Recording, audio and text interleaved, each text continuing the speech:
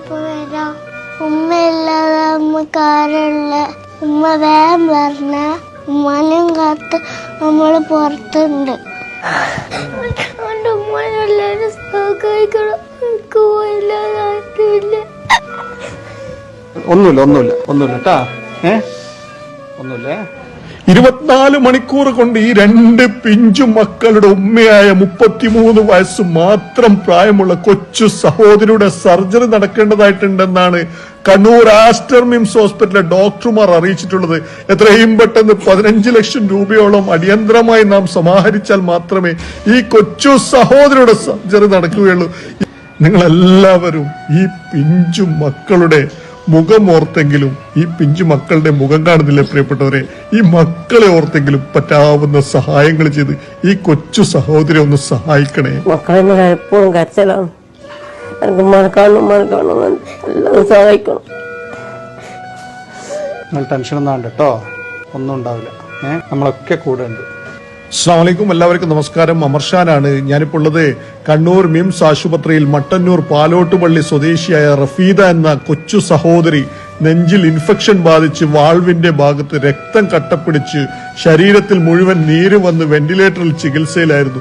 24 മണിക്കൂർ കൊണ്ട് വാൾവ് മാറ്റിവെക്കണമെന്നാണ് ഡോക്ടർമാർ അറിയിച്ചിട്ടുള്ളത്. പൈസയില്ലാത്തതിന്റെ പേരിൽ ഈ കൊച്ചു സഹോദരിയുടെ സർജറിയും തുടർ ചികിത്സയും മുടങ്ങിക്കൂടാ. പൈസയില്ലാത്തതിന്റെ പേരിൽ ഈ കൊച്ചു സഹോദരി മരണത്തിലേക്ക് പോയാൽ ഈ പൊന്നു മക്കൾ അനാഥരായി പോകും. വാൾവ് മാറ്റിവെക്കലും ഇൻഫെക്ഷൻ ബാധിച്ച് മറ്റുള്ള തുടർ ചികിത്സയും എല്ലാം ഉൾപ്പെടെ 15 ലക്ഷം രൂപയോളം ചിലവ് വരുമെന്നാണ് ഹോസ്പിറ്റലിൽ നിന്ന് അറിയിച്ചിട്ടുള്ളത്. നിങ്ങളെല്ലാവരും സഹായിച്ചാൽ മാത്രമേ ഈ കൊച്ചു സഹോദരിയുടെ ചികിത്സയും സർജറിയും ഒക്കെ നടക്കുകയുള്ളൂ. ഡ്രൈവർ ജോലി ചെയ്ത് ജീവിതം മുന്നോട്ട് കൊണ്ടുപോകുന്ന സഹോദരന്റെ ഭാര്യയാണ് ഈ സഹോദരി. എന്റെ മക്കള് എപ്പോഴും എന്റെ ചോദിച്ചിട്ടിങ്ങനെ സഹായിക്കുക. എന്റെ മക്കൾക്ക് ആരുമില്ല. ഈ പാവപ്പെട്ട കുടുംബത്തിനും നാടിനും ഇത്രയും വലിയ തുക കണ്ടെത്താൻ യാതൊരു മാർഗവുമില്ലാത്ത ഒരു അവസ്ഥയായതുകൊണ്ടാണ് അവസാന പ്രതീക്ഷയിൽ ലോകമെമ്പാടുമുള്ള മലയാളി സൗഹൃദങ്ങളുടെ മുന്നിലേക്ക് ഈ ഒരു സഹായ അഭ്യർത്ഥനയായിട്ട് വന്നിട്ടുള്ളത്. വളരെ എമർജൻസി വീഡിയോ ആയതുകൊണ്ട് തന്നെ ഇന്ന് തന്നെ ഈ വീഡിയോ നിങ്ങളുടെ മുന്നിലേക്ക് എത്തിക്കേണ്ട ഒരു സാഹചര്യം ഉണ്ടായതുകൊണ്ട് കമ്മിറ്റിക്കാരുടെയും നാട്ടുകാരുടെയും വീഡിയോ ഉൾപ്പെടുത്താൻ പറ്റാത്ത ഒരു സാഹചര്യമാണ്.